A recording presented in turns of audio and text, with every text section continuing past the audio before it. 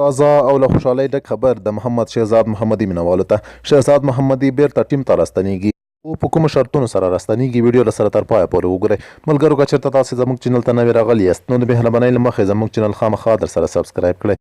محمد شهزاد محمدي چې د افغانستان کرکټ بورډ ادارې د اصولو د نه مراعاتولو له وجې له ټیم څخه ویستل شوی و، بیرته یې قاضیه له سره څېړل کیږي. د افغانستان کرکټ بورډ د غوروي کمیټې ویلي دي د شهزاد محمدي د قرارداد لغوه کېدو اصلي لامل د افغانستان کرکټ بورډ ادارې له اصولو څخه سرغړونه وه. شهزاد محمدي دغه چاره څو ځله تکرار کړې ده. د بورډ ادارې د اصولو له مخې کوم لوبغاړی چې بهرنیو هیوادونو ته سفر کوي باید د کرکټ بورډ رسمي اجازه له ځانه سره ولري، چې شهزاد محمدي څو ځله پاکستان ته بغیر له اجازې سفر کړی دی او هلته یې تمرینات هم کړي دي چې په ټولنیزو رسنیو کې بیا ګڼ شمېر غبرګونونه راپارولي وو.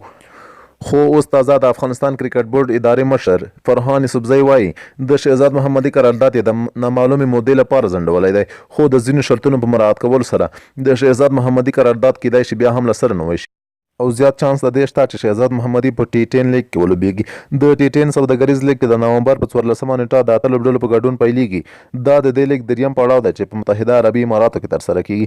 محمد شهزاد په 2018 کال کې د همدغه لیګ کې په راجپوت لوبډله کې لوبېدلی و چې سږ کال په دیګان کال اډینټرز لوبډله کې واخیستل شو.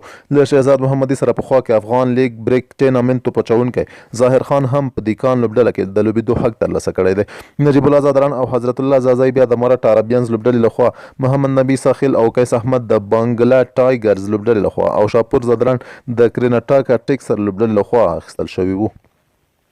درنو کتونکو له تاسو څخه ډېره زیاته مننه چې ویډیو مو له سر تر پایه پورې وکته. که زموږ چینل ته نوې راغلي یاست نو مهرباني وکړئ زموږ چینل در سره سبسکرایب کړئ.